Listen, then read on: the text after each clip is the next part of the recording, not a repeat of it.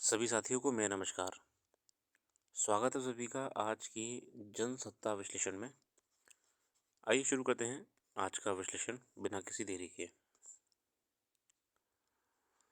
प्रथम पृष्ठ पे हमारे सामने संवैधानिक संरक्षण है तो साहस दिखाना चाहिए। ये जस्टिस संजय किशन कौल जी साहब ने ये कहा कि न्यायाधीशों को जो संरक्षण प्राप्त है संवैधानिक, तो उनको भी बिल्कुल बिना डरे निडर होके अपना काम करना चाहिए।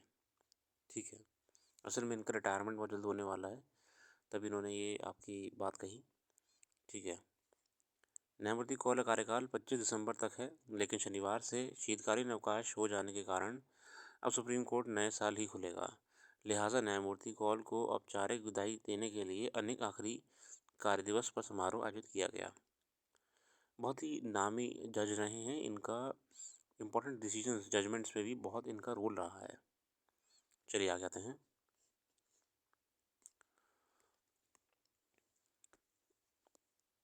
निधि और जनप्रतिनिधि।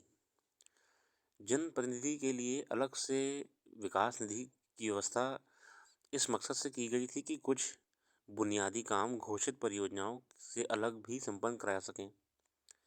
चूँकि सांसद, विधायक और पार्षद लगातार लोगों के संपर्क में रहते हैं और वह अपने मोहल्ले इलाके में बुनियादी समस्याएं उन्हें बताते रहते हैं, ऐसी समस्याओं को परियोजनाएं बनाकर निपटाने में काफ़ी वक्त लग सकता है, क्योंकि उनकी एक प्रक्रिया होती है। विधायकों और सांसदों के लिए अलग से निधि की व्यवस्था करनी होती है। विधायकों और सांसद के लिए अलग से निधि की व्यवस्था करने से इसका लाभ भी नज़र आया है। मोहल्लों की टूटी सड़कें, नालियाँ बिना किसी देरी के बन जाती हैं। मेरे साथियों, अगर एक जनप्रतिनिधि होता है तो उसको क्या होता है, पहली बात तो ये अथॉरिटी होती है कि वो अपनी विधानसभा में जाके, लोकसभा में जाके अपने प्रस्ताव रखें विकास के लिए कि रोडें बनाई जाएँ, ये बनाया जाए, वो बनाया जाए, दुनिया भर का बनाया जाए।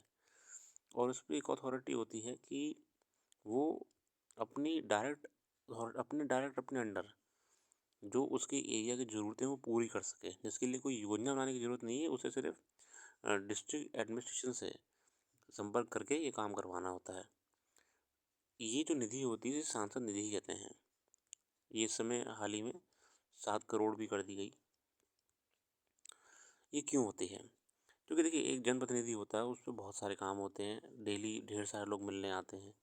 तो पहली बात, लोग मिलने आते हैं तो उनके बैठने के लिए दफ्तर बनाना, उनके लिए चाय पानी की व्यवस्था रखना, फिर उन सब की शिकायतें सुनना। अच्छा, वो अब 10 जगह बुलाएंगे, लोग बुलाते हैं, सर हमारे यहाँ आइए ज़रा, ये हमारी समस्या देखिए आप आकर। तो गाड़ी से ज़्यादा गाड़ी का तेल का खर्चा होता है, तो ये सब इसमें इन्वॉल्व होता है ना। बार बार किसी को सांसद जी फ़ोन करेंगे किसी काम के लिए अधिकारी को, तो फ़ोन का बिल होता है, वो सब पे करना होता है। जहाँ बैठेंगे उसको बिजली का बिल आएगा, वो पे करना होता है। तो ये सब जो होते हैं ये आपके सांसद निधि से दिए जाते हैं। और हाल ही में सांसदों द्वारा, जनप्रतिनिधियों द्वारा ये डिमांड करी गई थी कि भैया हमारी निधि को बढ़ाया जाए, क्योंकि हम इतने पैसे से सिर्फ काम नहीं कर सकते हैं, जो कि बढ़ाई भी गई थी। दिल्ली में बढ़ाई गई थी, हर जगह बढ़ाई जाती है। अब ये क्या हो रहा है कि इस निधि के माध्यम से ही, जैसे मान लीजिए कि ये कोई व्यक्ति है, ये बोलता है सर हमारे सड़क सड़क बननी है, गली में डलनी है। सड़क मतलब कोई नेशनल हाईवे नहीं बनना है, हमारी गली की एक सड़क टूटी हुई है, तो वो इसी निधि से बन जाएगी। सर हमारे यहाँ पानी की पाइपलाइन डलनी है, नई पानी की टंकी है मगर पाइपलाइन डलनी है, तो ऐसे बन जाएगी। ये बोलता है सर हमारे नाला बनना है। मतलब जो क्विक वाले काम होते हैं, जिसके लिए कोई योजना बनाने की ज़रूरत नहीं है कि पूरी योजना सरकार से अप्रूव कराई जाए, ये स्थानीय एडमिनिस्ट्रेशन के माध्यम से हो सकता है काम। तो निधि का पर्पस ये होता है कि सांसद जो है अपने जो सब्जेक्ट्स हैं, मतलब जो वोटर्स हैं, जो उनके एरिया में रहने वाले निवासी हैं, उन सबकी समस्याओं को बिना किसी दिक्कत के हल कर सके। ये होती है सांसद निधि। ठीक है।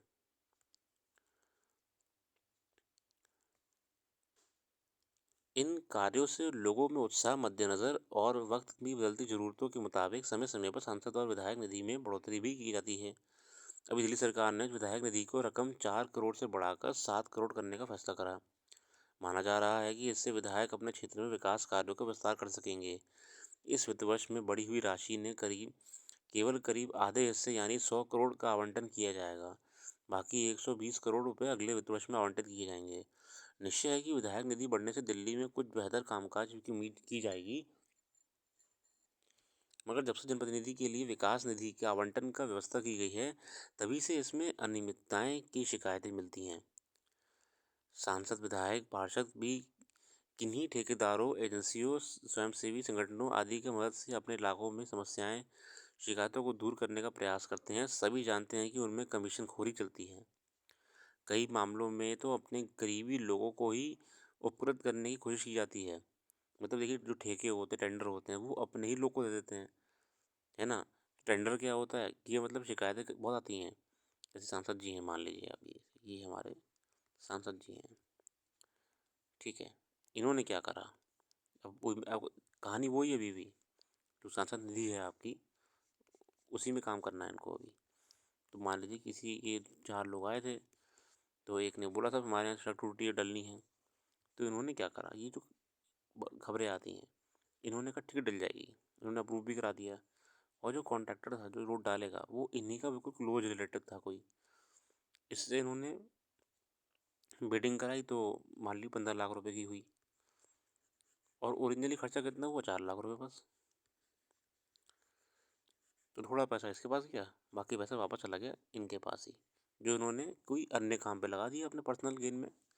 तो ये शिकायतें आती हैं अक्सर कि जो कमीशन खोरी है, और जो इसमें ना फॉर्जरी करते हैं, करप्शन है, वो भी समस्या है। पिछले कुछ समय से दिल्ली और सरकार और राज्यपाल के बीच तनातनी चलते अनेक कामों में बाधा आ रही है। ऐसे में सरकार के लिए ये एक सही रास्ता नज़र आया होगा कि विधेयक निधि में बढ़ोतरी करने। देखिए, अब क्रक्स क्या है पीछे कहानी का। दिल्ली में क्या है, बेसिकली ये आपके सीएम साहब हैं, क्योंकि दिल्ली एक यूनियन टेरेटरी है, खासकर एक अलग ही रिप्रेजेंटेशन है उसका। तो इसमें ऊपर एलजी साहब बैठते हैं, एलजी साहब बैठते हैं। अब वो क्या हो रहा था कि जो उनकी सभा है, विधानसभा है, इसमें बहुत सी चीज़ें पास होनी थी, बहुत सी चीज़ें अप्रूव होनी थी। तो एलजी साहब बहुत चीज़ें इनकी रोके हुए थे। तो सीएम साहब ने ये दिमाग लगाया कि हम ना ये वाला रास्ता जो है, ये वाला कानून बनाने वाला, इसको हम बाईपास करते हैं। हम ही अपनी विधानसभा में पारित करके जितने भी सांसद साहब हैं, इन सब के अंदर फंड बढ़ा देते हैं। जब फंड बढ़ जाएगा, तो ये अपने आप इंडिपेंडेंस होकर काम कर लेंगे। ठीक है, ये मेन क्रक्स है। अचानक से 4 करोड़ से निधि को 7 करोड़ करने का, बाईपास करना है ना। क्योंकि मैंने आपको पहले बताया था कि तरीके 2 हैं। एक तरीका है कि आप सांसद निधि के माध्यम से काम करें, और एक तरीका है आप विधानसभा वगैरह में कानून पारित करवाएं, है ना, लोकसभा में, विधानसभा में, कहाँ जहाँ पे भी आपकी रिप्रेजेंटेशन है। तो ये मेन समस्या हमारे सामने आई। चलिए आगे आते हैं। नगर निगम के कर्मचारी और तदर्थ कर्मचारियों के वेतन, पारिश्रमिक आदि के भुगतान में देरी को लेकर विवाद खड़े हो जाते रहे हैं। ऐसे में विधायक निधि के तौर पर अतिरिक्त धन की प्रावधान को लेकर कुछ लोग के सवाल बेवजह नहीं कहे जा सकते। अब देखिए, कोई गवर्नमेंट में लोग को सैलरी प्रॉपर नहीं मिल रही है, नगर निगम में तनख्वाह रुकी हुई हैं। तो ये भी थोड़ा सा विरोधाभास है कि जहाँ एम्प्लॉयज़ को प्रॉपरली इनकम नहीं हो रही है, वहाँ पे ये इतना पैसा कहाँ से ला रहे हैं। ऊर्जा क्षेत्र में बढ़ते कदम, ये वाला लेख बड़ा अच्छा आया है। भारत ने वर्ष 2030 तक ऊर्जा क्षेत्र में आत्मनिर्भर बनने के लिए नई पंचवर्षीय योजनाएं तैयार की हैं। इस योजना के बलबूते देश 500 किलोवाट गैर जीवाश्म ईंधन आधारित बिजली का लक्ष्य हासिल कर पाएगा। इसी क्रम में केंद्र सरकार अगले 5 साल के लिए प्रतिवर्ष 50 गीगावाट अक्षय ऊर्जा क्षमता के लिए बोलियां आमंत्रित कर चुकी है। इतना ही नहीं, इंटरस्टेट ट्रांसमिशन से जुड़ी अक्षय ऊर्जा क्षमता की इन वार्षिक बोलियों में प्रतिवर्ष कम से कम 10 गीगावाट पवन ऊर्जा क्षमता की स्थापना भी शामिल होगी। असल में गवर्नमेंट प्रयास कर रही है कि रिन्यूएबल एनर्जी जो है आपकी, विंड एनर्जी हो गई, रिन्यूएबल एनर्जी, पवन ऊर्जा हो गई, सोलर एनर्जी हो गई, इसे प्रोड्यूस तो करें ही करें, मगर हम इसको इंटरस्टेट ट्रांसमिशन भी पॉसिबल रखें, अन्य राज्यों में भेजें। जहाँ पे भी एक्सेस हो जाए वो अन्य राज्यों में वो ऊर्जा भेजे, ताकि हमारी पूरी ग्रिड जो है वो ग्रिड हमारी रिन्यूएबल एनर्जी पे डिपेंड हो जाए। और इस समय विंड एनर्जी का रोल सबसे ज़्यादा चल रहा है सोलर के साथ में।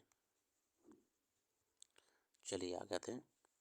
सरकार की ओर से अल्पकालिक और दीर्घकालिक नवीकरणीय ऊर्जा क्षमता वृद्धि के लिहाज से और 2030 तक गैर जीवाश्म ईंधन क्षमता के 500 गीगावाट के लक्ष्य को प्राप्त करने की दिशा में यह घोषणा महत्वपूर्ण मानी जा रही है। दुनिया में भारत ऊर्जा ट्रांजिशन में ग्लोबल लीडर है के रूप में उभरा है।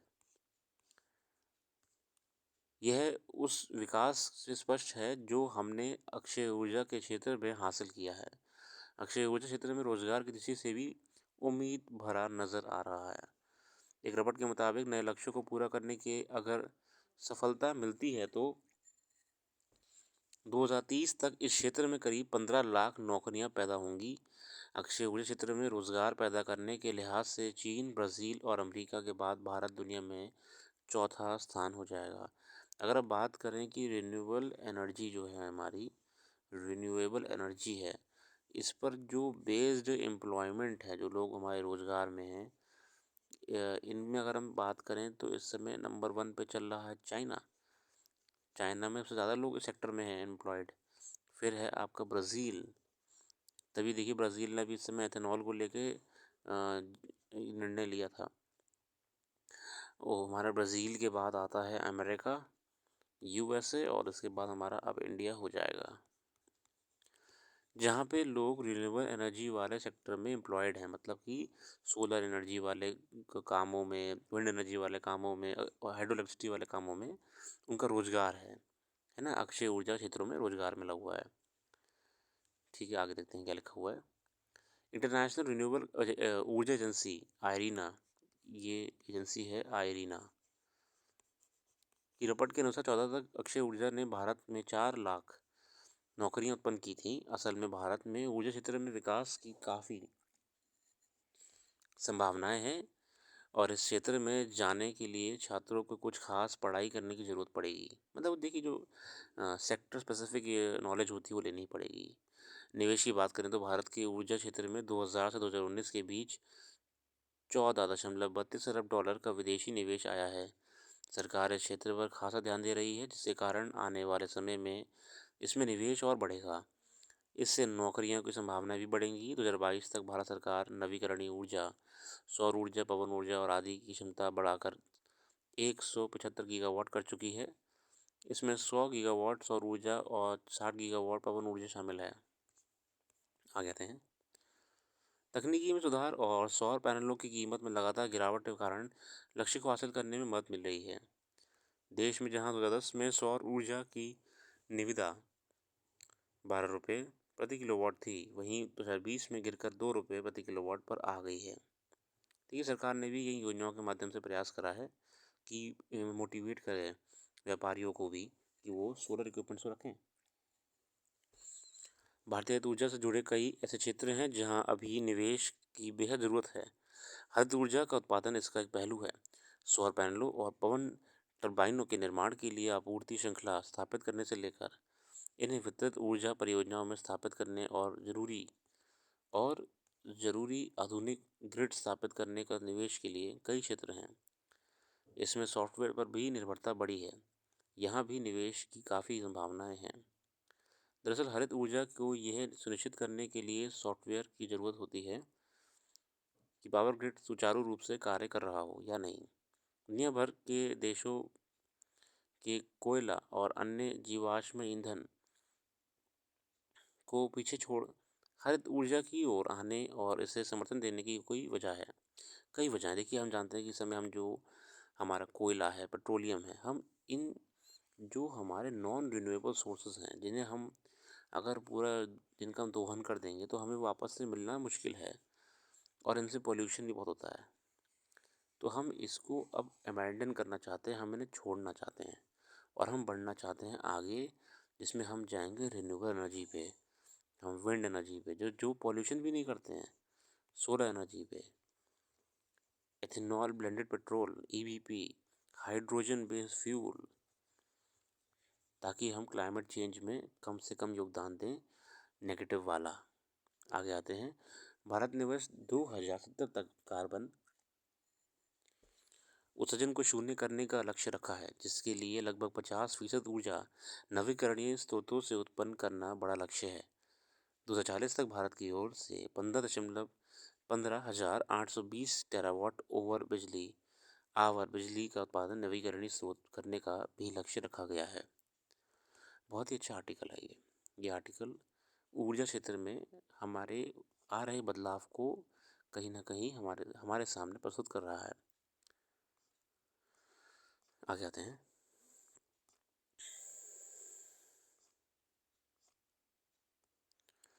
देश का निर्यात नवंबर से 2.83% घटकर 33.9 अरब डॉलर पर देखा गया है। बाकी अध्ययन आप कर लीजिएगा। अच्छे बहुत ही बाकी आर्टिकल्स भी अच्छे आते हैं। विधानसभा अध्यक्ष को मिला और वक्त, महाराष्ट्र में बेसिकली आपकी समस्याएं चल रही हैं कुछ, ठीक है, उसको लेके आप अध्ययन कर लीजिएगा। आशा लेते हैं, अपना कीमती समय देने के लिए बहुत बहुत धन्यवाद। आपका दिन शुभ हो।